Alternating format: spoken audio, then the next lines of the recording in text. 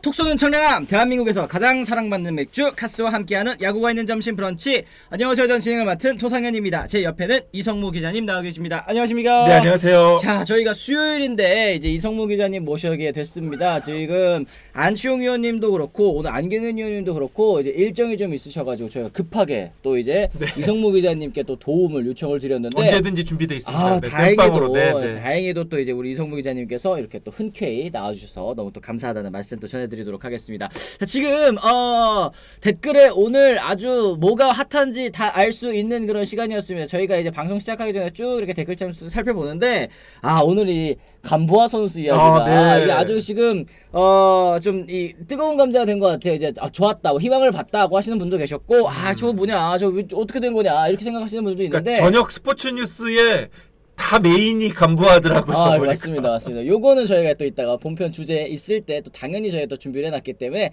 좀만 더 기다려 주시기를 바랍니다. 카운터즈님께서 이런 얘기 해주셨어요. 이분 나오는 날은 꼭 민감한 주제임, 이런 얘기 해주셨는데 오늘 저희가 간보아 선수 얘기도 해봐야 될 거고 또 이제 거기다가 너무 또 안타까운 소식이 김도영 선수도 또 햄스트링 붙잡고 또 내려갔기 때문에 롯데팬 여러분들 또 이제 기아팬 여러분들 오늘 방송에 좀 관심 많으실 것 같다 생각이 좀 듭니다. 저희가 본편 주제는 조금 이따가 같이 또 얘기를 나눠보도록 하겠고요. 어제 경기들 또 하나씩 좀 짚어보면서 같이 이야기 나눠보도록 하겠습니다. 자, 어제 경기 이제 역시 LG 트윈스 경기 한번 좀 살펴보겠습니다. LG의 베테랑 임찬규 선수가 또 한 번 호투를 펼쳐줬습니다. 하나전 7이닝 1실점 호투로 시즌 8승 거두면서 폰세 박세웅 선수와 함께 다승 공동 선두에 또 올라섰습니다. 득점 지원 등에 없고 또 커버 체인지 완벽하게 섞어 던지면서 잠실 넓은 수비 범위까지 등에 없고 역투를 펼쳤는데, 물론 지금 한화 타선의 이 페이스라고 해야 될까요? 이제 컨디션이 조금 떨어져 있는 것도 맞지만 어제 경기에는 진짜 이 박혜민 선수의 이 호수비 퍼레이드, 이거 덕분에 진짜 임찬규 선수가 또 어깨가 가벼웠을 것 같습니다. 그러니까 임찬규 선수가 어제 한화전 이전에 열렸던 롯데와의 경기에서 사실은 좀 많이 공략을 당했어요. 이게 이제 상대 팀이 이제 임찬규 선수의 느린 커브를 집중적으로 공략을 하고 있습니다. 어제 한화도 사실은 그 부분에 있어서는 굉장히 공략을 잘했거든요. 그러니까 임찬규 선수가 느린 커브를 효과적으로 잘 던지니까 오히려 이제는 느린 커브의 타이밍을 맞춰가지고 거기에 이제 공략을 하고 있고, 그러면서 이제 좀 안타가 많이 나오고 있고 그런 상황이었는데, 어제도 사실은 임찬규 선수가 장타가 많이 나왔어요. 하지만은 역시 박혜민 선수, 이 국가대표 이 국민 중견수라고 할 수 있는 진짜. 박혜민 선수의 호수비가 하나도 아니고 두 개도 아니고 세 개나 나왔거든요. 맞습니다. 네. 펜스에 부딪히는 장면이 두 번이나 나왔어요. 그만큼 이 박혜민 선수의 역할이 굉장히 컸고요. 이게 팀 분위기가 좋게 만드는 데는 여러 가지 요인이 있지만은 진짜 호수비가 정말 중요하거든요. 물론 뭐 벤치에서 깔깔이 선수의 역할도 중요하지만은 호수비 하나가 나오느냐 안 나오느냐, 실책이 나오느냐 안 나오느냐에 따라서 팀 분위기를 완전히 좌우하는데, 어제 사실은 뭐 김진성 선수가 나왔을 때 이 오스틴 딘 선수가 실책이 나왔을 때 살짝 LG가 좀 분위기가 싸늘해지기도 했었거든요. 하지만은 전체적으로 봤을 때는 박혜민 선수의 이 호수비 3개가 이 팀을 완전히 이끌었고 하늘로 뛰어나왔다, 이렇게 얘기할 수가 있을 것 같습니다. 그렇습니다. 박혜민 호수비 소름 돋았어요. 라인하이트님께서도 말씀하셨고, 김태희님께서 아니 박혜민은 왜 하나한테만 그래요? 이런 얘기 해주셨습니다. 하나만 만나면 뭐 명장면이 나온다. 카운터즈님께서도 얘기를 해주셨는데 저런 건 박혜민만 할 수 있어요. 황태자님께서도 홈런을 한두 번 보면 질리지만 호수비는 여러 번 봐도 질리지 않더라고요, 이런 얘기 하셨습니다. 그러다 보니까 이제 박혜민 선수가 또 알고 있더라고요. 하나팬 여러분들이 자기 안 좋아하시는 거 알고 있다. 근데 요즘에는 LG팬 여러분들께서도 별로 안 좋아하시는 것 같아가지고 지금 자기가 고민이 깊대요. 근데 그건 뭐냐면 이제 타석에 들어섰을 때. 근데 저는 호수비 이렇게 보여주는 거면 박혜민 선수 충분히 밥값 이상하고 있다 생각합니다. 박혜민 선수는 이미 수비만으로도 밥값하고 있고, LG 팬들은 너무 욕심이 많아요. 그러나 타격까지 잘하게. 그렇습니다. 물론 타격까지 잘하면 더 좋겠지만은 이미 박혜민 선수는 제 역할을 하고 있고, 아마 저는 글쎄요, 제가 이제 2023년 WBC 일본에 그 출장을 갔을 때 한 일본 기자가 그런 얘기했어요. 아니 왜 한국 대표팀은 주전 중견수로 박혜민을 안 쓰냐, 저렇게 수비 잘하는. 그러니까 그분은 굉장히 좀 한국 프로야구에 대한 이해가 많은 분인데, 그만큼 박혜민 선수에 대한 가치나 박혜민 선수의 어떤 팀 공헌도는 오히려 다른 진짜 야구를 조금 더 깊게 보고 이런 사람들이 더 인정을 하는 부분이 있거든요. 어제 경기는 그 박혜민 선수가 얼마나 LG에서 차지하는 팀 공헌도 비중이 높은지를 잘 보여주는 경기였습니다. 그렇습니다. 어제는 박혜민 선수 홈런 2방 친 거예요, 이런 얘기 하셨습니다. 수비로 한 점 막는 것도 결국에는 타격으로 한 점 내는 것과 비슷한 효과를 준다고 볼 수 있기 때문에 어쨌든 박혜민 선수 얘기 저희가 또 이제 간단하게 해봤고요. 그리고 저희가 뭐 기아 경기는 좀 이따가 말씀드리겠지만 또 거기에 앞서서 대기록 이야기도 좀 같이 나눠봐야 되겠죠. 최영호 선수가 2,500안타를 때려냈고요. 18시즌 연속 두 자릿수 홈런을 달성했습니다. 키움전에서 역전 투런포 쏘아 올리면서 역대 두 번째 18시즌 연속 두 자릿수 홈런 달성했고요. 2안타 추가하면서 KBO 역대 세 번째로 2,500안타 고지에 또 오르게 됐는데 확실히 스타는 스타입니다. 그렇습니다. 또 이제 이 대기록을 또 홈런으로 대단하죠. 그리고 정말 최영우 선수 다른 데 눈 안 돌리고 정말 야구에만 집중하는 자기 관리의 화신이라고 얘기할 수가 있겠고요. 네. 참 이렇게 대단하게 잘하기가 참 쉽지가 않은데 정말 이 최영우 선수는 뭐 야구를 위해 태어났다고 해도 과언이 아닐 것 같습니다. 지금 기아가 여러 가지 좀 어려운 상황임에도 불구하고 그래도 버티는 그런 중심에는 역시 최영우 선수가 있다고 해도 과언이 아닌데요. 이 최영우 선수가 진짜 뭐 정말 자, 제가 지금 기록 보고 있는데요. 3할 4푼 5리가 이게 말이 안 되죠. 이게 40이 넘은 선수가 말이 되나요? 83년생입니다. 그렇습니다. 진짜 말이 안 되는 거 아닙니까? 부상도 안 당해요. 네. 진짜 이게 정말 우리 젊은 선수들 최용호 선수 본받아야 되고요. 최용호 선수가 있다는 게 한국 야구에 있다는 것이 얼마나 큰 복이고 행운인지 기아 팬들은 진짜 잘 이해해야 한다고 생각합니다. 그렇습니다. 최용호 선수 그 나이에 몸보면 관리에 극에 달한 자다 이런 얘기 카운터즈님 말씀하셨는데 안경현 의원님이 맨날 이제 최용호 선수 칭찬하실 때 하는 말씀이 있어요.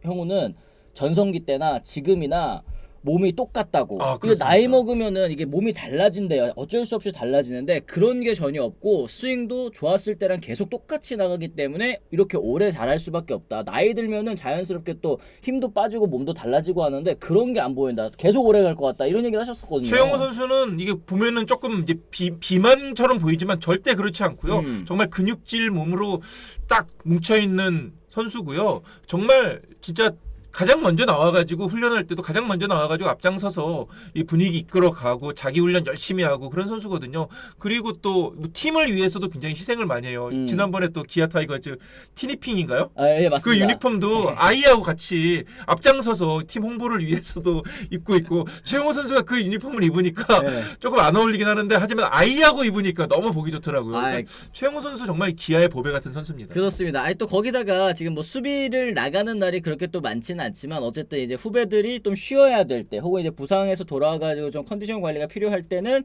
자청해서 또 이제 수비도 나가고 그렇습니다. 이런 모습 보면은 정말 모범적인 베테랑이라는 또 생각이 또 드는 것 같고요.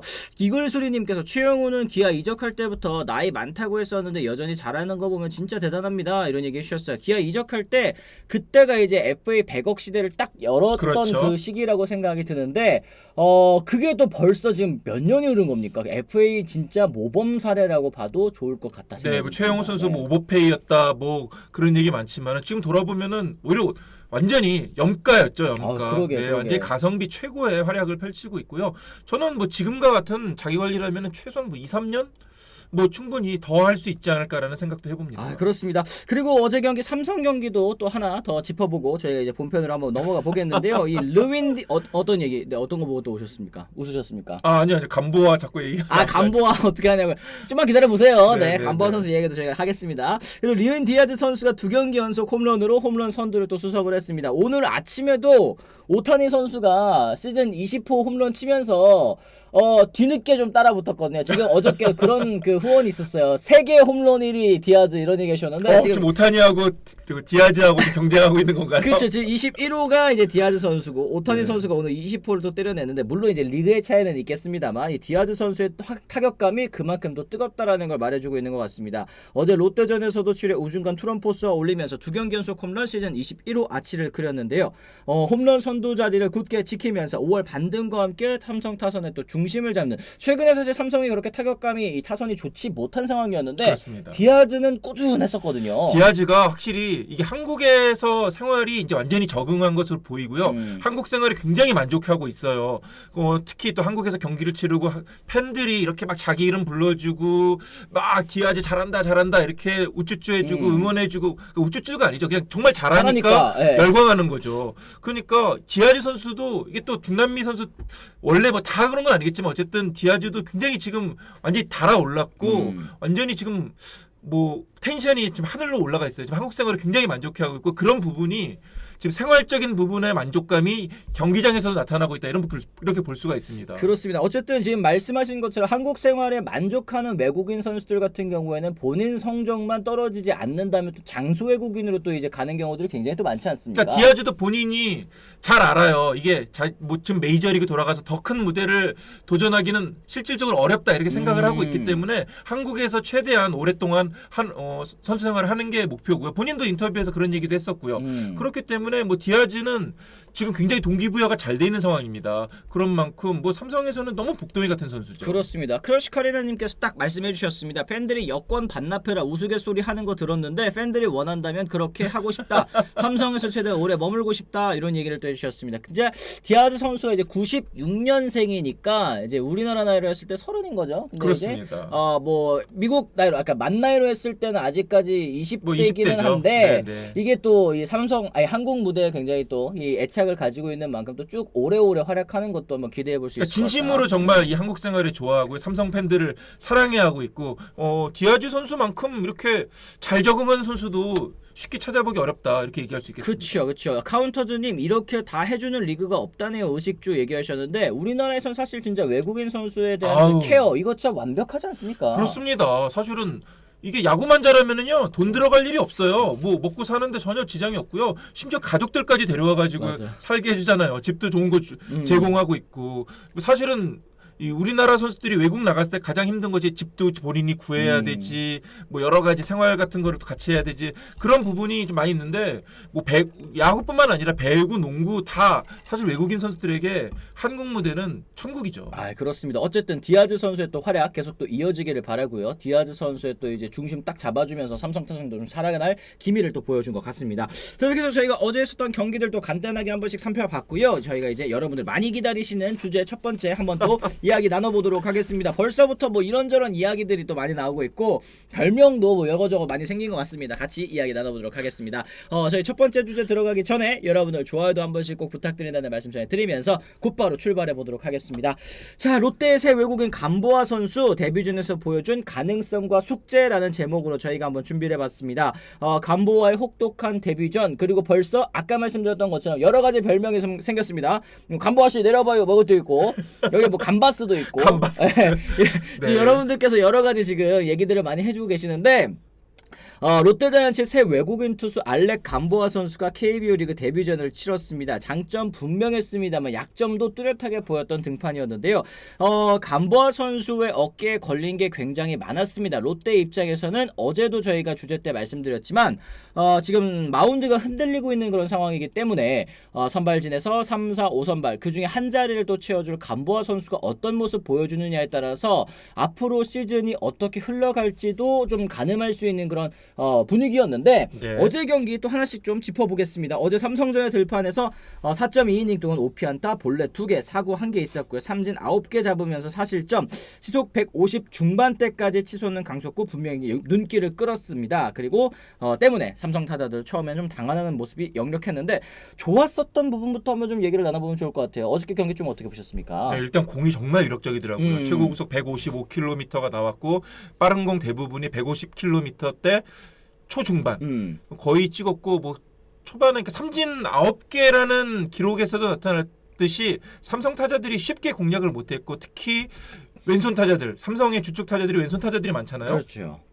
그런데 그 선수들에게는 정말 지옥과 같은 시간이었습니다. 다만 이제 잠시 후에 말씀드리겠지만은 감보아 선수가 장점뿐만 아니라 단점도 너무 뚜렷했기 때문에 그 부분은 이제 앞으로 뭐 롯데 벤치라든지 김태형 감독이라든지 뭐 포수 유강남 선수라든지 이런 부분이 좀 해결해야 될 부분이 있는 거죠. 그렇습니다. 어쨌든 저는 이 삼진 9개에서 드러났듯이 9위 자체는 정말 또 뛰어나다라는 걸 또 느낄 수가 있었고 또 방금도 전해주셨지만 이제 좌타자 상대로는 정말 치기 어렵겠다. 좌타자가 정말 이제 상대에서 또 치기 어렵겠다 이런 생각을 하긴 했었는데 감보아 선수의 또 약점을 간파한 삼성 타선 또 이 신중한 접근법을 또 보여줬습니다. 우타자 상대로 변화구 제구가 안 되는 점이 좀 결정적이었죠. 특히 슬라이더가 몸쪽 낮게 제구되지 못했고 위기를 자초하는 부분들이 있었습니다. 특히 이제 우타자 상대로 딱히 딱히 던질만한 구종이 안 보인다라는 저는 생각이 좀 들었었는데 기자님께서는 좀 어떻게 생각하시는지 좀 궁금하거든요. 우타자 상대. 네, 일단은 직구와 슬라이더 위주고요. 뭐 여러 가지 다른 구종을 던지긴 했습니다만 기본적으로는 슬라이더가 굉장히 중요한 그 구종이라고 얘기할 수 있겠습니다. 그런데 이제 우타자의 몸쪽으로 사실은 그 왼손 투수 입장에서는 우타자의 바깥쪽에서 몸쪽으로 이렇게 파고들어야 되잖아요. 다리 쪽으로. 근데 그렇죠. 거기에 공을 던지는 게 상당히 좀 어려움을 겪었었고요. 하지만은 그렇다고 해서 간보아가 계속 난조였느냐? 그거는 아니었거든요. 2회 말이었죠. 2회 말에 어떻게 보면은 좀 완전히 멘탈이 탈탈 털리는 그런 상황을 제외하면은 그래도 4회까지는 3회와 4회는 그래도 좀 좋은 모습을 보여줬기 때문에 저는 조금 더 이제 적응 시간을 갖고 여러 가지 어떤 드러났던 문제점, 오히려 첫 경기에서 이렇게 문제점이 확 드러나고 약점이 드러났다는 것이 롯데나 간보아 입장에서는 오히려 더 나은 것이 아닌가라는 생각을 해봅니다. 아, 그리고 저도 그런 반응 봤습니다. 이게 삼성이 거위의 배를 갈라버렸다. 이따가도 그렇습니다. 말씀드리겠습니다만 트리플 스틸 하면서 저거 이제 투구폼 문제 있네. 고쳐야겠네. 이거를 첫 경기부터 딱 파악한 게 다음번 등판에는 좀 도움이 되겠다라는 생각도 좀 들고 망고님께서 체인지업이 있는데 거의 안 던지더라고요. 이현정님께서도 서드 피치가 좀 없기는 하던데 이런 얘기를 또 해주셨습니다. 결국에는 이제 우타자 상대로 바깥쪽에 체인지업을 떨어뜨릴 수 있느냐. 요게 이제 자신이 좀 없었기 때문에 몸쪽, 발 쪽으로 또 슬라이더를 떨어뜨렸던 건데 이걸 또 삼성 타자들이 잘 참아내면서 또 빅이닝을 만들 수가 있었던 것 같습니다. 특히 이 슬라이더 얘기 또 아까도 말씀을 드렸죠. 그리고 이제 2회 2사 만루에서 김지찬 선수에게 내야 안타로 첫 실점 허용한 다음에 어수선한 수비도 있었고 연속 볼넷도 있었고 홈스틸까지 허용하면서 무너지고 말았습니다. 아까 뭐 말씀드렸습니다만 2회 말에 가장 충격적인 장면 바로 이 트리플 스틸이었습니다. 이 투구 직전에 이렇게 하잖아요. 네. 인사 꾸벅 1루 주자 꾸벅 이러면서 이 특유의 루틴이 있었는데 삼성이 또 이걸 파고들어서 3루 주자의 홈스틸과 함께 1, 2루 주자도 동시에 또 베이스를 훔치는 KBO 리그에서 무려 9번째로 나온 트리플 스틸이었는데요. 사실 이 장면만 보면은 아니 왜 저거를 가만히 있어 이렇게 생각하실 수가 있는데 이걸 생각을 못하고 있으면 허를 찔릴 수가 있겠더라고요. 확실히. 네. 의외로 해외에서 이렇게 온 선수들 가운데는 이렇게 허리를 깊게 숙였다가 그 투구 동작을 하는 선수들이 좀 있더라고. 예전에도 좀 당장히 지금 이름은 기억이 안 나는데 예전에도 좀 그런 기억이 좀 있었고 메이저리그에서도 종종 볼 수 있는데 그 루틴 자체는 사실은 뭐 크게 문제는 안 된다는 생각은 드는데요. 네네. 다만 이제 이게 우리나라에서는 그런 상황을 못 봤던 것 같아요. 간보아가 메이저리그에서는 분명히 지적이 있었을 거잖아요. 뭐 이 선수도 2019년부터 마이너리그에서 뛰었던 선수고 물론 메이저리그는 경험이 없지만은 분명히 그쪽 코칭 스태프라든지 뭐 여러 가지 형태로든지 만약에 이게 그런 상황이 지적이 있었다면 문제가 됐을 거예요. 본인도 알고 있을 거고. 근데 한국에서는 아마 이런 상황을 처음 겪는 것이 아닌가 간보아가 그런 생각이 들고요. 어쨌든 삼성이 그 순간 그 상황을 간파했다는 것은 역시 강민호 선수 옆에서 딱 박진만 감독 옆에 딱 붙어가지고 네네네네. 그런 얘기를 하더라고요. 3루는 안 본다고 벤치에서 말하는 게 잡혔다. 베네진님께서 짚어주셨는데 그걸 또 바로 파고든 삼성 이 주자들의 또 이 센스가 굉장히 또 돋보이는 그런 장면이었고요. 네, 우투수가 만약에 그런 루틴이었다면은 그래도 1루 주자가 2루로 훔치기가 쉽지 않았을 텐데 이제 딱 좌투수가 그런 상황이 되다 보니까 3루 주자 입장에서는 완전히 무주공산이었죠. 그렇습니다. 포수 포구 위치 조금 조정하니 그 이후로는 우터 상대로도 곧 잘 던졌습니다. KSJ님께서도 말씀하셨고요. 그리고 이제 이 루틴 같은 경우에도 좀 그 이후 3회부터는 그래도 바로 또 조정하는 모습이 또 보여줬다. 경기 중에 고쳐버리던데 3회부터 다른 사람 됐음. 또네이션님께서도 말씀을 하셨습니다. 남키미님도 3회 바로 고치던데요. 잘할 수 있을 듯 이런 얘기하셨어요. 외국인 투수 루틴 손대기 쉽지 않은데 간보아는 그래도 바로 피드백을 수용하는 것 같습니다. 몇 경기 더 지켜봐야 될 것 같습니다. 이런 얘기를 또 해주셨습니다. 저도 사실 어제 경기 간보아 선수 뭐 절반의 성공이라고 봐야 되겠죠. 9위 자체는 한국 무대에서도 통하겠다. 그런데 여러 가지 좀 고쳐야 될 부분들은 있겠다. 근데 그 고쳐야 될 부분들이 곧바로 이제 경기 내에서 수정이 가능한 그런 부분이었기 때문에 오히려 저는 좀 희망적이다라는 생각도 많이 들었어요. 네, 뭐 무슨 그 상황 자체 2회 말 그 상황 자체만 보면은 야 간보아 저 큰일 났는데 저 안 되는 거 아니야 이렇게 얘기할 수 있지만은 그 뒤에 3회와 4회는 잘 막았고요. 그리고 이제 어쨌든 본인이 안 거잖아요. KBO 리그는 이런 스타일이구나. 내가 이렇게 하면은 또 당할 수 있겠구나. 이제 알았기 때문에 간보아 선수가 이제는 오히려 그게 이제 제대로 예방 주사를 딱 맞은 거죠. 코로나 주사 예방 주사 딱 맞은 겁니다. 이렇기 때문에 이제는 다음에는 더 주의할 거고 이제 배터리도 더 조심할 거고 벤치도 이제 어떤 그런 상황에 대해서 대처할 수 있는 그 매뉴얼을 만들겠죠. 맞습니다. 오히려 뭐 롯데 입장에서는 그게 일찍 좀 매를 맞은 것이 더 더 잘 된 것이 아닌가라는 생각을 해봅니다. 그래요. 간보와 다음 등판은 이제 우타자가 많은 SSG입니다. 그러다 보니까 이제 또 다시 한번 또 시름대에 오를 수 있는 그런 부분인 것 같습니다. 흔들린 2회를 넘긴 다음에 3회와 4회는 또 무실점으로 막아냈었던 거, 요것도 또 인상적이었죠. 5회 2사후 다시 주자를 내보낸 다음에 교체되면서 데뷔전을 마쳤는데, 이제 투구 분석 한번 가겠습니다. 총 투구수가 89개였고 페스트볼 45개, 슬라이더 27개, 커브는 13개, 체인지업 4개였습니다. 요 체인지업 4개가 좀 이제 마음에 걸리는 거죠. 결국에는 반대손 타자를 상대하기 위해서는 체인지업을 조금 더 비중 늘릴 필요가 있는데, 이게 안 던진 건지 아니면 좀 자신이 없는 건지는 또 이제 다음 등판 때 저희가 좀 체크를 해봐야 될 것 같습니다. 최고 구속이 155km, 이 구위 확실히 또 보여줬고, 이거 진짜 좌타자 입장에서는 정말 치기 어렵겠다라는 생각까지. 반즈에서 결국에는 이제 간보아로 교체를 한 거기 때문에 아쉬웠던 부분이 좀 이제 보완이 되는 그런 이제 역할을 해줘야 되지 않겠습니까? 앞으로. 그렇습니다. 네, 뭐 롯데 입장에서는 근데 모르는 건 아니에요. 간보아가 이런 스타일의 투수라는 걸 알고 있고, 공은 빠르지만 제구에는 조금 문제가 있고, 구종이 조금 단조롭고, 뭐 투구폼 이슈도 이 간보아 영입 발표가 됐을 때, 그러니까 발표되기 전에 어떤 루머로 돌았을 때부터 저 투구폼에 좀 문제가 있는데 이런 얘기들이 팬들 사이에서 나왔고, 그걸 롯데도 알고 있었습니다. 그렇죠. 뭐 그렇기 때문에 그 부분은 이제 차근차근 수정해 나갈 것으로 보이고요. 만약에 이제 이때부터는 간보아의 진짜 진가가 나오는 거죠. 만약 그런 약점이 드러났는데도 그걸 못 고치고 계속해서 뭐 그런 안 좋은 모습이 반복이 된다 그러면은 이제 롯데는 또 다른 고민이 생기는 거지만은 이제 한 경기 치른 거니까요. 오히려 저는 9위만 놓고 보면은 롯데에게는 굉장히 정말 희망적인 그런 뭐 투수가 아니었나라는 생각을 경기가 아니었나라는 생각을 해보고요. 어쨌든 롯데 입장에서는 이제 가을 야구로 가야 되잖아요. 그러기 위해서는 조금 더 강한 외국인 투수가 필요했는데 뭐 간보아는 그런 가능성을 보였다는 생각이 듭니다. 그렇습니다. 어쨌든 저도 이제 아쉬웠던 부분보다는 좀 더 희망이 더 큰 그런 이제 등판이었다는 생각이 듭니다. 강력한 페스티벌 그리고 탈삼진 능력도 굉장히 좋다는 거 보여줬습니다만, 아까 말씀드린 것처럼 약점도 또 뚜렷했죠. 제구력, 특히 이제 우타자 상대로 이제 변화구 제구가 좀 불안했다라는 거, 주자 견제, 뭐 투구 루틴에서의 허점도 드러냈다라는 거. 요거는 차차차 이제 우리가 다음 등판도 계속 살펴보면서 달라질 수 있는지 고칠 수 있는지를 좀 살펴봐야 될 것 같습니다. 어쨌든 지금 뭐 반즈 선수와의 오랜 동행을 또 마치고 새로 데려온 외국인 선수이니만큼 좀 첫술에 배부를 수는 없는 것 같아요. 그렇지만 이제 등판을 계속 거쳐가면서 어떤 모습을 또 보여줄지, 나아질 수 있을지 또 팬 여러분들께서도 많은 관심과 기대를 부탁드리도록 하겠습니다.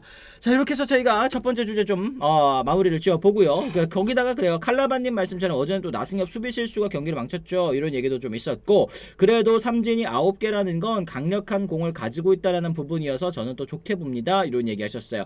간보아 등판 때는 발 빠른 주자 많은 게 최고일 듯, 이런 얘기도 해주셨는데, 결국에 이제 공략하려면 우타자를 좀 많이 배치를 한다. 말씀하신 것처럼 이제 발 빠른 주자들을 또 많이 투입을 한다. 이런 부분이 간보아 선수의 좀 멘탈을 흔들 수도 있는 그런 포인트 같이 느껴지네요. 네, 어쨌든 상대팀 입장에서는 이제 한 경기를 치러봤고, 간보아라는 저 좋은 공을 가진 선수를 어떻게 상대를 해야 되는지, 어떻게 공략을 해야 되는지는 이제 어느 정도 확인을 했다고 볼 수 있으니까요. 이제 상대팀 입장에서는 그 간보아의 투구폼 이슈, 그리고 또 주자 견제 이슈를 적극적으로 파고들지 않을까라는 생각을 해봅니다. 그렇습니다. 스태미너 얘기도 있었는데 투구수 많아져도 페스티벌 구속은 크게 안 떨어지더라고요. 그거는 또 나름 괜찮았었던 것 같습니다. 도네이션님도 89개 던졌는데도 153kg 나오는 걸 보면 체력은 괜찮은 듯, 레슬러 출신이기도 하고 얘기하셨습니다. 이런 부분은 좀 더 리그를 또 치러 보면서 또 점점 더 확인할 수 있는 그런 부분인 것 같습니다. 근데 어쨌든 이제 마이너리그에서도 어쨌든 꾸준히 선발로 뛰었던, 물론 뭐 풀타임은 아니었지만은 뭐 구원으로도 뛰고 그랬지만 어쨌든 선발 경험이 많은 선수니까요.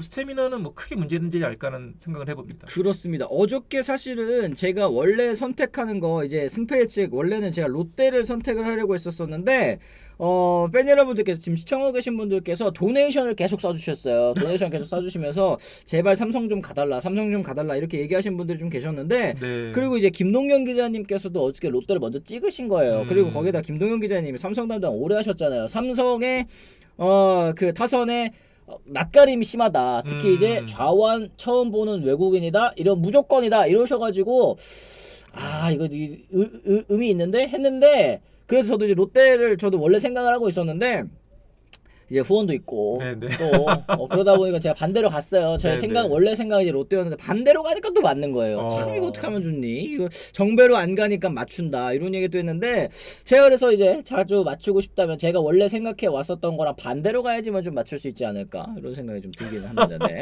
복잡하네요. 네, 어렵습니다. 굉장히... 저도 저를 소개해야 되는 그런 이제 상황. 제가 사실 반대로 가야 되는 그런 상황. 그렇습니다. 이러다 이제 내적 갈등 때문에 머리 터지는 그런 상황이 될 수도 어떻게 있습니다. 될지 모르겠어요. 저도 여러분들 좋아요가 그래서 또 필요한 상황입니다.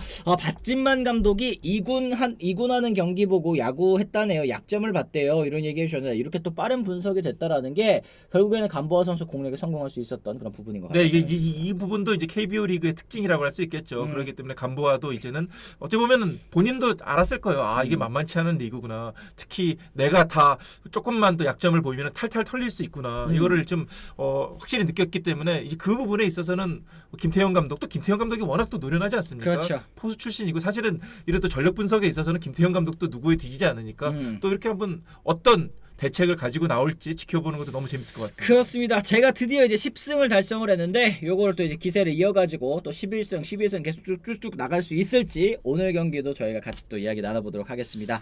자, 일단 또 다시 한번 이 두 번째 주제 아쉬운 이야기를 좀 드려야 될 것 같습니다. 안타까운 소식이었죠. 김도영 선수가 다시 또 부상을 당하고 말았습니다. 디펜딩 챔피언 기아 타이거즈 정말 위기가 계속 이어지고 있는데요. 복귀 한 달 만에 다시 쓰러진 김도영 선수 최근 4경기 연속 홈런 포 쏘아 올리면서 타격감이 너무 좋았었던 김도영이기 때문에 기아 입장에서 사실 김도영의 이 순간 또다시 이탈한다라는 거는 진짜 청천벽력 같은 소식일 수밖에 없을 것 같습니다. 어제 키움전 5회 말이었죠. 좌전 안타로 출루한 뒤 도루를 시도하다가 오른쪽 허벅지에 이상을 느꼈습니다. 2루 도루에는 성공을 하긴 했습니다만 슬라이딩 이후에 스스로 타임을 요청했고요. 트레이너에게 상황을 설명한 뒤 곧바로 대주자와 교체돼서 경기에 나섰는데요. 사실 뭐 이런 얘기 하시는 분들 많았습니다. 그리고 이범호 감독도 역시 마찬가지고 도영이한테 뭐 굳이 뛰지 말라고 했다. 뛰면 힘드니까 뛰지 말라고 했다. 다칠 수 있으니까 뛰지 말라고 했다. 이런 얘기 예전부터 정말 많이 했었는데 김도영 선수가 어쨌든 이 발이 워낙 또 빠른 선수이다 보니까 이런 부분 또 이제 이 타이밍에 나오면 뛰지 마 뭐 이럴 수는 없는 거 아니겠습니까? 그렇습니다. 부상 입고 말았어요. 네. 워낙 또 승부욕이 또 대단한 선수고 그렇기 때문에 야구 센스가 너무 좋은 선수다 보니까 그 기회가 났을 때 눈에 보이는데 안 뛸 수는 없었을 거예요. 그리고 또 김도영 선수 워낙 또 의욕이 대단한 선수고 승부욕이 대단한 선수고 야구를 임하는 자세가 너무 좋은 선수다 보니까 열심히 하려다 보니까 그렇게 된 건데 그래서 좀 아쉽죠. 아무래도 햄스트링 부상이 이미 있는 상황에서 그런 상황에서 복귀한 지 얼마 안 된 상황에서 이렇게 또 뛰다가 도루를 시도하다가 이렇게 또 부상이 재발했다는 거 이거는 팀이나 팬들 입장에서 너무 가슴 아픈 일이 아닐 수가 없습니다. 맞습니다. 결국에는 경기 끝나고 또 이제 검진을 했던 결과 이제 오른쪽 햄스트링 손상 진단을 받았습니다. 추가 검사를 위해 28일 교차 검진도 예정되어 있어서 당분간 그라운드에서 모습 보기 어려울 전망이긴 하지만 이 부상의 정도는 이 정밀 검진 결과가 좀 나와야지 알 수 있을 것 같습니다. 지난번 부상 때에도 결국에는 좀 한 달 이상 걸렸기 때문에 그리고 또 이제 김도영 선수가 빠지는 사이에 기아 타이거즈의 성적도 좋지 못했기 때문에 요번 이탈도 팀 입장에서 정말 좀 뼈아프지 않을까 이런 생각 들거든요. 그렇습니다. 김도영이 있고 없고가 참 기아 입장에서는 많이 차이가 나는데요. 어쨌든 기아 입장에서는 뭐 수비는 못 뛰더라도 어쨌든 지명타자로라도 다시 좀 빨리 복귀했으면 하는 바람이 있을 텐데 이게 햄스트링 부상이라는 것이 아주 작은 부상이라 하더라도 그래도 공백기가 좀 필요하거든요. 휴식기가 필요하거든요. 맞아요, 네. 절대적으로 회복해야 되는 시간이 좀 필요한 그런 부상이기 때문에 글쎄 좀 걱정이 되긴 합니다. 게다가 올 시즌 벌써 2번째라는 점이 또 우려가 되기는 하는데요. 과연 또 그럼 김도영이 빠지면은 또 누가 또 그 자리를 메울 것인가. 기아 입장에서는 올 시즌 진짜 뎁스 문제 때문에 또 항상 고생을 하고 있는데 또 한 번 또 이범호 감독 머리가 아플 것 같습니다. 맞습니다. 이게 햄스트링 부상이 뭐 여러분들도 많이 알고 계시겠습니다만 햄스트링 부상은 또 재발 위험이 높다. JS님도 얘기해 주셨고 남키미님 햄스트링 부상이 있던 쪽 반대를 많이 쓰기 때문에 반대편에 오늘 같은 일이 또 자주 생긴다고 하네요. 그러니까 햄스트링 부상 있는 쪽 반대쪽을 또 이제 돌아와서는 무의식 중에 또 많이 쓰게 된다 하더라고요. 이제 그러면 이쪽에 또 부담이 또 가해질 수밖에 없고 그러면 양쪽 다 이렇게 또 부상이 오는 경우들이 좀 있는 것 같은데 결국에는 이번 부상이 또 처음이 아니기 때문에 걱정이 더 크실 것 같습니다. 개막전이었던 3월 22일에도 왼쪽 허벅지 부상 부상으로 한 달간 전력에서 이탈한 바가 있었는데 이게 또 결국엔 햄스트링 부상이었던 거죠. 한 달간 재활 집중하고 25일 복귀했습니다만 정확히 또 한 달 만에 햄스트링 문제로 또 이탈을 하게 됐습니다. 왼쪽 허벅지, 왼쪽 햄스트링, 오른쪽 햄스트링 이렇게 이제 양쪽 다 다쳐버렸기 때문에 이게 도루하는 측면에 있어서 앞으로 좀 제약이 되지 않겠냐. 그러면 앞으로 이제 도루는 봉인하는 것이냐. 뭐 이런 얘기들도 많이 있어요. 이 정도 되면은 김도영 선수 뭐 올 시즌은 도루 시키면 안 되죠. 이건 정말 팀 차원에서 진짜 벌금이라도 매겨가면서 돌아오더라도 도루는 시키면 안 되는 거고요. 좀 기아는 어쨌든 이제 숙제가 확실히 그 백업 멤버들을 좀 키워야 된다는 생각이 듭니다. 지금 LG도 사실은 문보경 선수가 다리가 안 좋아서 지금 지명 타자로 나오고 뭐 수비를 안 시키는데 그 자리를 지금 구본혁 선수가 너무 잘 메우고 있잖아요. 그렇죠. 그렇다 보니까 그 빈자리가 수비 빈자리가 안 드러나고 있는 거예요. 그런데 김도영 선수는 빠질 때마다 지금 그 자리가 크게 드러나고 있기 때문에 좀 고민이 많은데 앞으로 이번 겨울 뭐 이번 시즌이 끝난 뒤에 이 기아로서는 백업 멤버들 뎁스를 어떻게 만드느냐가 또 중요한 숙제라는 생각이 듭니다. 그렇습니다. 이 뎁스 얘기를 해주셨는데 이게 뭐 물론 당연히 이제 뎁스를 이제 두텁게 해놓으면 뭐 데뷔를 할 수 있다. 뭐 요거는 당연한 말씀이죠. 근데 김도영을 누가 대체를 할 수가 뭐 있겠습니까? 그건 사실. 어쩔 수 없죠. 사실은. 대구 백곰님이 기아 타이거즈에서 기아 타이거를 맡고 있는 선수가 지금 빠졌다. 이런 얘기를 하셨을 정도로 김도영 선수의 이 존재감이라든지 팀에서의 이제 비중, 전력에서의 비중이 굉장히 또 압도적이기 때문에 여러분들께서도 많이 걱정하시는 것 같습니다. 올 시즌 기아는 비주전의 뎁스를 좀 두텁게 하는 시즌으로 가져가야 할 듯 얘기를 하셨습니다. 이게 기회를 많이 받는 선수들 중에서 이제 또 주전으로 발돋움하는 선수도 또 있을 것이고 또 그러다 보면 이제 가능성을 본인도 증명할 수 있는 그런 기회들이 또 많이 있는 그런 효과가 있겠지만 결국엔 지금 성적이 안 좋기 때문에 이런 것들이 좀 계속 좀 걱정이 될 수밖에 없을 것 같습니다. 지금 기아 타이거즈 계속 또 이제 뒤에 쳐져 있거든요. 8위예요, 8위. 그러니까 기아가 이게 딱 아예 바닥이면은 그냥 그래 그럼 리빌딩 모드로 가자 뭐 이렇게도 생각할 수 있. 물론 아직 시즌 초반이니까 그렇긴 하지만은 근데 기아가 잘 하면서 계속 5할 언저리 하면서 또 올라갈만 또 그 희망이 보이거든요. 그리고 지금 보시는 대로 별 차이가 안 나요. 지금 뭐 4위 KT하고 지금 2경기 차밖에 안 나잖아요. 뭐 충분히 몇 연승하면 올라갈 수 있기 때문에 그러니까 지금도 이범무 감독이 조금 더 여기서 조금만 더 올라가면 할 수 있는데 그런 생각이 들 수밖에 없는 거죠. 선수들도 더 의욕이 생길 수밖에 없는 겁니다. 맞습니다. 이 순위를 유지하는데 뎁스가 또 중요합니다. 베네진님 말씀하셨고요. 그런데 지금 다 뭐 사실 4위부터 8위까지는 굉장히 또 촘촘하고 두산도 좀 이제 좀 슬슬 벌어지기 시작합니다. 네, 사실은 두산이 요즘에 가장 고민이 많은 팀이죠. 그렇습니다. 근데 이제 기아와 KT, 삼성 같은 경우에는 사실은 뭐 이제 한 경기 차이로 아주 그냥 촘촘하게 붙어있는 그런 상황이니까 포기하기도 좀 이른 그런 시점. 그리고 당연하게도 지금 아직 한 2달 정도 한 거죠. 2달 정도 했을 때 벌써 시즌 포기하자 이런 얘기 나오는 건 좀 이르다는 생각이 듭니다. 그럼요. 뭐 꼭 우승이 아니더라도 가을 야구에 나가고 못 나가고는 이 팀의 문제, 선수들의 문제, 팬들에 대한 그런 예의라고 봐야 되는 거죠. 그렇기 때문에 뭐 기아 입장에서는 게다가 또 지난 시즌 디펜딩 챔피언 아니겠습니까? 여러 가지 어려움이 많이 있지만은 그래도 끝까지 최선을 다해야죠. 게다가 아직 시즌 초반이고요. 김도영은 도루를 굳이 안 해도 공수로 맹활약하는 선수인데 이렇게 장기간 공백이 생기면 팀에게 절대적인 마이너스입니다. 웨이트뿐 아니라 이제 비시즌의 근력보다 유연성도 높여서 부상 방지에 힘써야 될 듯요. 크러시카레님 말씀하셨는데 특히 또 햄스트링 같은 거는 이게 뭐 힘줄이잖아요. 결국에는 그렇죠. 이거를 또 이제 부상 방지 훈련을 한다고 하더라도 이게 좀 막기가 좀 어려운 부상이라고도 하더라고요. 어쩔 수 없어요. 그러니까 김도영 선수는 뭐 이렇게 햄스트링 쪽이 계속 문제가 생긴다면은 일단 뭐 도루는 어느 정도 좀 포기하는 방향으로 그쵸. 가는 것이 좀 맞다고 봐요. 뭐 황희찬 선수도 정말 열심히 운동하거든요. 맞아. 보강 운동도 열심히 하고 정말 개인 트레이너 붙어가지고 계속해서 보강 운동하고 정말 자기 관리 철저히 하고 음식 같은 거 열심히 먹는데도 계속 근데 부상이 반복되잖아요. 이건 어쩔 수가 없는 부분이 있는 거고요. 결국에는 김도영 선수도 더 길게 더 건강하게 선수생활 하기 위해서는 좀 도루 같은 부분 그런 부분은 이제 조금은 좀 어느 정도 희생을 해야 되지 않을까라는 좀 조심스러운 생각도 해봅니다. 그렇습니다. 이제 스타일의 변화가 좀 필요하지 않겠느냐라는 의견들이 슬슬 나오고 있는 거. 이게 결국에는 김도영 선수를 그라운드 위에서 더 자주 보고 싶기 때문에 오래 보고 싶기 때문에 이런 말씀하시는 것 같습니다. 개인적으로는 좀 안타깝긴 합니다. 워낙에 주루툴 같은 경우에도 훌륭한 선수 있기 때문에 그런데 뭐 부상이 자꾸 이렇게 나와버리면 어쩔 수 없는 부분 아니겠습니까? 네, 김도영 선수 복귀 후에 타선에서 또 중심 역할을 해냈습니다. 부상 직전까지 26경기 경기에서 타율이 3할 3푼 7홈런 25타점 거포이자 해결사 역할까지 혼자서 다 소화를 했기 때문에 공백도 클 수밖에 없을 것 같고요. 더 속상할 수밖에 없는 게 그 전에 어제 경기 전까지 4경기 연속 홈런을 치고 있었단 맞아요. 말이죠. 네. 이제 야 김도영 완전 돌아왔다. 김도영이 이제 방망이가 불붙었다 이렇게 다 생각하고 있었는데 부상이 있으니까 딱 찾아오니까 기아 팬들이 있어서 더 안타깝고 답답한 거죠. 자, 이제 올라간다 이런 시점에서 또 이제 김도영 선수가 또 빠졌다는 게 너무 아쉽습니다. 올 시즌 부상 악재에 시달리고 있다라는 거 이게 계속 또 뼈아프게 더 느껴지는데요. 김도영 외에도 박찬호, 김선빈 선수 시즌 초반에 이탈을 했었고요. 외국인 타자 패트릭 위스덤, 주장 나성범 선수도 부상 중입니다. 김선빈 선수 다시 또 종아리 근육 부상으로 빠졌고 마운드에서는 좌완 불펜 곽도규가 팔꿈치 수술로 시즌 아웃. 선발 황동화 선수도 지금 교통사고 입어서 전력에서 이탈한 그런 상황 아니겠습니까? 네. 이렇게 주축 선수들이 너무 많이 빠져있기 때문에 지금 순위표 밑에 있는 것도 어느 정도 좀 이해가 가기도 해요. 그렇습니다. 이렇게 선수들이 주축 선수들이 다 빠져 외국인 선수도 없고 이 불펜 에이스도 없고 뭐 김도영 선수도 말할 것도 없고 그러니까 이 정도 상황이면은 사실은 기아 입장에서는 너무 힘들죠.